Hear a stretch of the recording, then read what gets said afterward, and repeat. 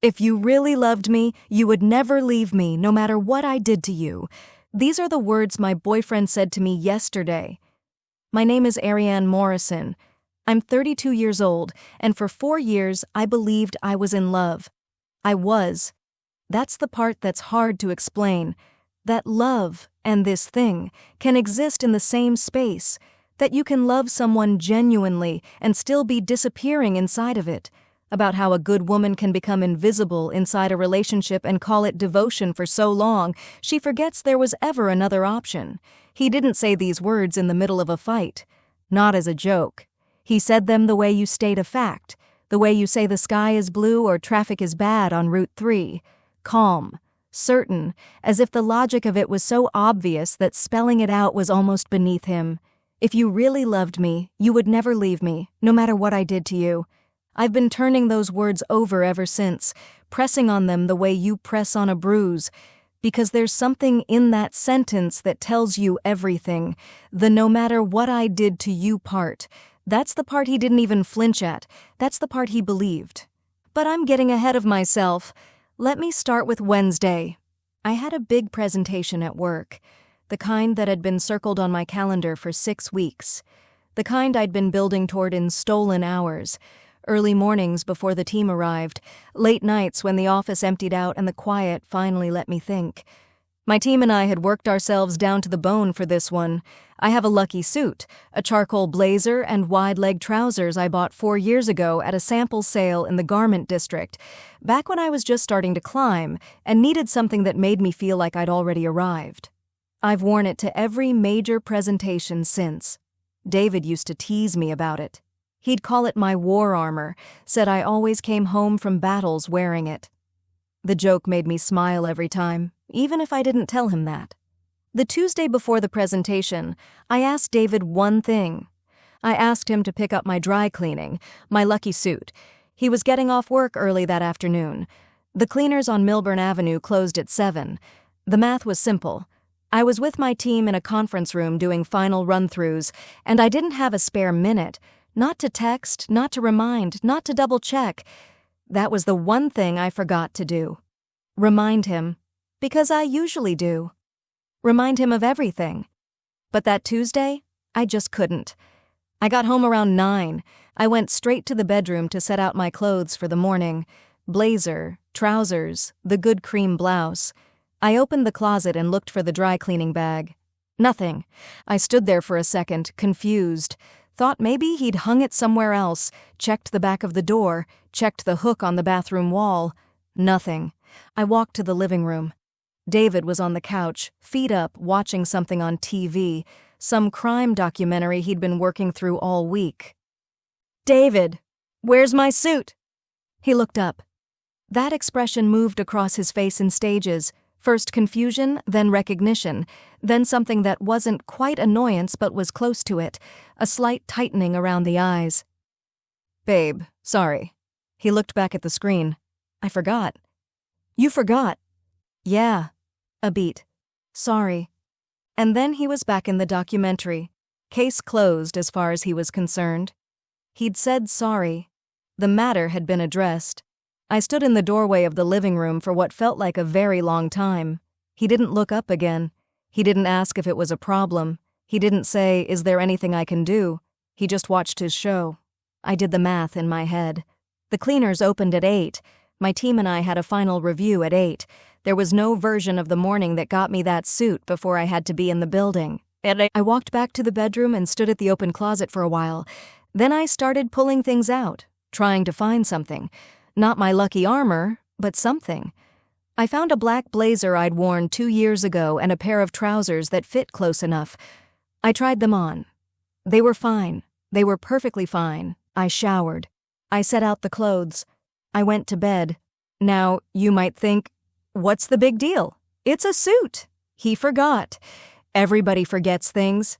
And if it were just the suit, you'd be right. But the suit wasn't the thing. The suit was just the one I finally couldn't look away from. Here is what I do for David. I remind him of his parents' birthdays, both of them, every year, with enough lead time to actually do something. I've sent the texts on his behalf when he was running late and couldn't get to it. I've bought the cards, written the messages, driven them to the post office. I planned both of our vacations. Mexico the first year. I researched the hotels, booked the flights, packed the sunscreen, made the dinner reservations. Jamaica the second, same thing. Plus I handled the travel insurance when his passport was about to expire and we almost didn't make it. I handled that too. His sister's birthday party last spring. I found the venue, organized the guest list, ordered the cake, and I bought the gift, wrapped it, wrote the card, handed it to David the morning of so he could walk in looking like a thoughtful older brother. He hugged his sister and she said, "David, this is perfect. How did you know?" And he smiled and said, "I just know you." I set up the automatic payments on the utilities when he was between apartments 3 years ago and kept forgetting to log in. I reminded him about the dentist appointment he'd been putting off for 8 months. I tracked the expiration date on his car registration and reminded him twice. I coordinated the dinner with his college friends when they came through town last fall, made the reservation, confirmed it twice, reminded him the day before and the morning of. When he had the flu in January, I stayed home from work. I made soup from scratch. I drove to 3 pharmacies to find the specific brand of cold medicine he liked. I set timers on my phone to remind myself to bring him water every few hours, so he wouldn't have to ask. I did all of this without being asked and without expecting to be thanked because that's what you do. That's what love looks like in practice. Not in gestures, but in the accumulation of small acts of care. I was the project manager of our lives together, and David forgot to pick up my dry cleaning. The presentation went well, better than well, actually. The clients asked good questions and our answers landed. My section came together the way you hope things will come together when you've done the work. Afterward, our director pulled us aside and said she was proud of us, and there was something in the room that felt rare. A warm, clear, uncomplicated thing. Being seen, being told directly that what you'd done had value. We don't let ourselves feel that enough, I think. We move on too fast. Because things had gone so well, and because the lead-up had been so exhausting, the senior partners told us to take the rest of the afternoon. Go celebrate, go rest, you've earned it. I didn't want to go home. I sat in my car in the parking garage for about 10 minutes. Then I drove to Eagle Rock Reservation. I don't know exactly why. I'd been there a few times, once with a friend in the fall, once with David when we'd first started dating and were still in the phase of suggesting things. It was the right instinct. I parked near the overlook and just started walking. The trails take you through old woods, dense enough that the city disappears. The path is quiet, uneven in places, and there's something about walking through the kind of forest that feels older than anything man-made. The hemlock and pine, the ferns along the ground, the streams you hear before you see them, that settles the noise in your head. The Olmsted brothers designed this place, I'd read once. They'd wanted the wildness to feel intentional, but not tamed. They succeeded. I came out onto the overlook. The Manhattan skyline was in front of me, the whole city laid flat and bright from up here, the wilderness behind me and the world ahead. And there's something about that particular view, the contrast of those two things, that makes you feel for a moment like you're standing at a threshold, like you could go either way. I sat on a bench and I didn't move for a long time. It was spring, and the cold hadn't fully let go yet. The breeze off the ridge had an edge to it, the kind of cold that clears your head whether you want it to or not. I pulled my jacket tighter, and I let myself think. I thought about the suit. I thought about the Jamaica trip and his sister's birthday, and the automatic bill payments. I thought about the soup I made from scratch in January, and the 3 pharmacies. I thought about every calendar reminder I'd set for things that were not my things to remember. I thought about the vacations I'd planned, the appointments I'd tracked, the social obligations I'd managed so seamlessly that David probably didn't even know they were being managed. I thought about an argument we'd had about 8 months ago, a bad one. I had been exhausted for weeks. The cumulative weight of carrying everything had finally found its surface, and I'd said something I'd been thinking for a long time. I feel like I'm doing this alone. And David had heard that as a threat, the way he always did. And the argument had grown until I'd finally said, more out of tiredness than anger, "I don't know if I can keep doing this." He'd gone quiet, and then he'd said the thing he always said when he felt the ground shifting. If you really loved me, you would stay, no matter what. And I'd looked at him and felt something crumple inside me, because I did love him. I did. And the sentence worked on me like a key in a lock. I stayed. The next morning he'd been warm, almost tender, and I'd told myself it was proof of something, that the loving version was the real version, that the other version, the one who forgot, who went quiet, who aimed his fear at me like an argument, was just the stress of the season. I sat on that bench at Eagle Rock and I thought about a 10-year-old girl. I was 10 when my parents divorced. I remember the specific day, not the day they told me, but the day I understood it was real. My mother carrying boxes through the hallway, not looking at me. The silence where sound used to be. I stood in my bedroom doorway and made a quiet, private promise to myself. When I find the one, I will stay. No matter what, I will not leave. It is a sweet promise, the kind children make because they believe love is a decision you make once and then keep making the same way, every day, without revision. The kind of promise that made sense to a 10-year-old girl who just wanted her family to hold still. As a 32-year-old woman, I could see exactly what that promise had cost me. It fit perfectly with the worldview of a man who believed love meant sacrifice, not for him, but for me. My promise and his expectations had found each other like two magnets. My 10-year-old certainty that I would never leave had become the lock that kept me in a room that was slowly getting smaller. I didn't make any decisions on that bench. I wasn't ready for decisions, but I did decide one thing. I was going to stop carrying the invisible load for a while. I was going to put it down and see what David noticed, see what he picked up. I was going to give to the relationship exactly what he gave to me. The first week I stopped cooking, not dramatically. I didn't announce it. I just didn't do it. I picked up something for myself on the way home and left David to find his own dinner. He didn't say anything the first night, made himself cereal, and watched TV. I stopped doing his laundry.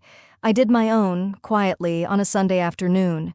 His pile sat on the floor of the closet and grew. I stopped tracking his appointments. He had a dentist cleaning he'd rescheduled twice already, and a follow-up with his primary care doctor that I'd been reminding him about for a month. I said nothing. I deleted the notes I'd made in my phone. His mother's birthday was coming up.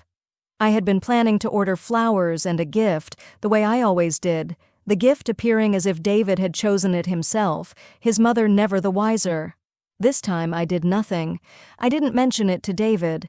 I didn't place the order. I let the date approach like a deadline only he was responsible for meeting. The second week, David started to notice. "Hey, are you doing laundry this weekend?" "Yes," I told him. "I already did mine." He blinked at me. "Did we get anything for my mom's birthday?" "Not yet," I said. "Did you want to order something?" He stared at me like I'd said something in a foreign language. "I thought you were handling it." When did I say that? He opened his mouth, closed it. You always do." "I know," I said. His mother's birthday party was on Sunday afternoon at his parents' house in Livingston. We drove there in near silence. I watched David's expression tighten as we pulled into the driveway. He still hadn't done anything about a gift. I think he'd kept expecting something to materialize, the way it always had. A bag by the door, a wrapped box in the trunk. Some evidence of the invisible machine that had always, without his awareness, been running in the background. We walked in. His mother hugged David, then me. She was warm and small and smelled like the same perfume she'd worn every time I'd seen her. The living room was full of family, David's sister and her husband, his aunt and 2 cousins. 2 hours in, the gifts were opened. Cards from the cousins, a silk scarf from the aunt. David sat still. His mother looked at him with a patient expression that said she'd noticed. "David, nothing from you?" He laughed, a short, uncomfortable sound. Yeah, I'm sorry, Mom. The gift got delayed. It's coming. I'll have it to you next week." She nodded slowly, in the way mothers nod when they know. On the drive home, David's silence had a different texture. When we got inside our house, he dropped his keys on the counter and turned to face me. "What was that?" "What was what?" "You know what I'm talking about, Ariane. You didn't get anything for my mother." "I didn't get anything for your mother," I said. He made a sound of disbelief. We always get something, every year. We do? I said. I do. Every year I pick something out, I order it, I wrap it, I put it in your hands to give her. This year I didn't do that. Why not? Because I was giving to this relationship what you give to it. He went still. That's not fair. Which part? Ariane, I have reminded you about your dentist appointment 4 times, I said. My voice was even. I wasn't angry exactly, more like tired and tired of pretending I wasn't. I set up the utility payments when you kept forgetting to log in. I planned Mexico. I planned Jamaica. I bought your sister a birthday gift and wrote the card that made her think you knew exactly what she wanted. Last Tuesday, I asked you to do one thing that mattered to me, and you forgot. I said I was sorry. You said sorry, and you went back to your show. He looked at me for a long moment. So what, you're just going to stop doing things? We're going to live like this? I'm going to live the way I always have, I said. I'm just not going to manage your life anymore along with mine. His jaw tightened. If things don't improve, Ariane, what's the purpose of even being in a relationship? I almost laughed. I didn't. You've said something to me before, I said. Do you remember what you say when I've pushed back? When I've told you I'm tired? He looked wary. What? If you really loved me, you would stay, no matter what I did to you. He stared at me. That's what you said. You said it 8 months ago, and you've said some version of it for as long as I can remember. No matter what. I paused. So, which is it? Is love supposed to be unconditional, or does it have conditions? He started to say something, stopped, started again. You're the one who's supposed to... And then he stopped completely. The silence sat between us. The one who's supposed to what, David? He didn't answer. I already knew. For the next 2 weeks I told myself things were shifting, that David had heard something that night, had felt the edge of what I'd said and was adjusting, quietly, the way people sometimes do. Not with a speech, but with the gradual reorientation of behavior. There were small signs that looked like evidence. He made dinner twice. He texted me once during the day, not to ask me anything, just to say he was thinking of me. I held on to those things the way you hold on to things when you're hoping. The final straw came on a Tuesday. David had a job interview, a real one, for a senior position at a firm he'd been watching for years. He'd mentioned it in passing 2 weeks before, and I'd registered it the way I registered everything, filed it away, and then, this time, I'd said nothing. No reminder the morning before to confirm his appointment, no check-in about whether he'd pressed his suit. I did not set the alert on his phone the way I had before every important thing in his professional life. He missed it. He didn't oversleep exactly, he just forgot the time, was in the middle of something and let the morning slip without checking his calendar. The interviewer called at 10, past the scheduled hour, and reached his voicemail. He told me about it that night, and I could see in his face that he was waiting for me to share in his frustration, to commiserate, to say that's so unlike you, to absorb some of the consequence as if it were partly mine. Instead, I said quietly, "Did you have it in your calendar?" He looked at me. "What?" "The interview. Did you have it in your calendar?" He stopped. "Because I didn't put it there," I said. "I usually would have. I would have added it, set a reminder, texted you the morning before. I didn't do any of that this time." The way he looked at me then, not angry, not sad exactly, more like a man realizing for the first time that a system he'd relied on so completely that he'd forgotten it existed had simply stopped. That night I stayed up for a long time. I thought about what David had built his sense of our relationship on. Not love exactly, not the active, reciprocal version of it. Something more like certainty.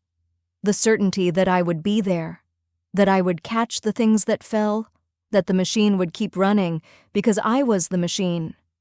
And I thought about a 10-year-old girl who promised herself she would never leave, and what that promise had cost her, and what it had given David permission to believe.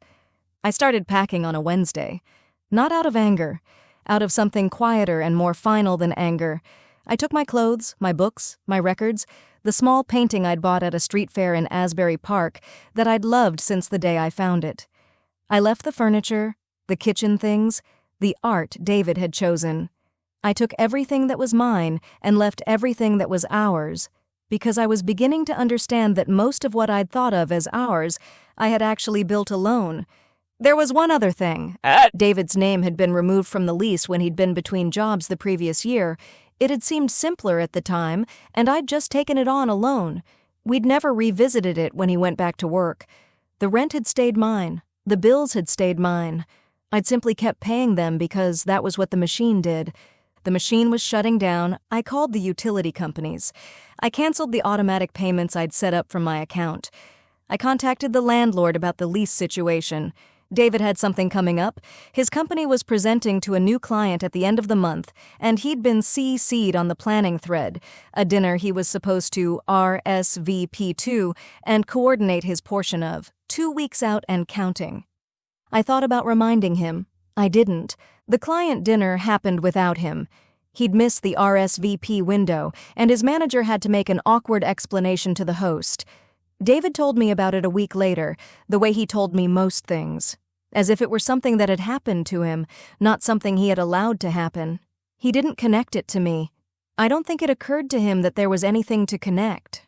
The rent came due on the 1st. I didn't pay it. The landlord called David directly. His number was still on the original application from 3 years ago, and David called me confused, then irritated, then something closer to alarmed when I explained, calmly, that I was no longer on the lease and had made my own arrangements. The lights stayed on for a few weeks on whatever credit was left in the automated systems. Then the electric bill came and there was no payment queued. Then the internet. Then the gas. The calls started out reasonable. He needed the phone number. He couldn't find the login for the internet account. Each call was a small, specific ask, and I answered each one, because I am who I am and old habits have weight. By the second week, the asks had stopped and something else had taken their place. His voice had an edge I recognized. The particular edge that came right before he said something he'd later describe as just being honest. I answered those calls too at first. I stayed even-tempered. I said what needed to be said and nothing more. Then, one night he crossed a line, and I sat with the phone in my hand after he'd finished, and I thought, I don't have to absorb this anymore. That was a new thought. It felt strange and light, like setting down something heavy you'd carried for so long you'd forgotten it had weight. I didn't pick up after that. The texts came next. I read every one. There were long ones and short ones, angry ones and ones that tried a softer approach, ones that made arguments, and ones that just said my name. I read them all the way through, which I think was its own kind of closure, the proof that I could read them and feel sorrow but not obligation, which is different from what I would have felt a year ago. Then I blocked him. It was the smallest action. One tap, the kind of thing that takes less than a second and undoes years. I put my phone down and looked out the window for a while. Somewhere out there, the invisible machine had finally, completely stopped. I drove back to Eagle Rock the day I moved out. Not to the overlook, just to the trails, the ones that move through the interior of the park, through the hemlocks and the quiet and the sound of the third river somewhere below the ridge. I walked for a long time. I thought about love, about what it actually is, underneath all the things we call it. I'd spent 4 years believing that love was the willingness to stay. That commitment meant absorbing, endlessly, without accounting. That if you loved someone, their forgetting was yours to correct, their lapses yours to compensate for, their comfort yours to ensure. I'd confused love with maintenance. I'd confused devotion with erasure. David had confused it too, in his own way. He'd built a definition of love that was convenient for him, the kind that asked nothing, gave nothing, only required the presence of someone who would do both. If you really loved me, you would never leave, no matter what I did to you. There it was, all of it. Right there in the open, and he hadn't even heard himself say it. What I know now, standing at 32 on the other side of a promise I made at 10, is this. Love is not a sentence you finish alone. It is not a project only one person manages. It is not one person's armor and another person's comfort. The city glittered in the distance. The trail wound back through the trees. The cold spring air had that particular quality, the kind that focuses you, and somewhere in the distance the hawks were moving on the thermals, riding something invisible. I didn't have a destination in mind. That felt, for the first time in a long time, like the right thing. My name is Ariane Morrison. I used to think love meant staying, no matter what. I know better now. If you enjoyed this story, please like and subscribe.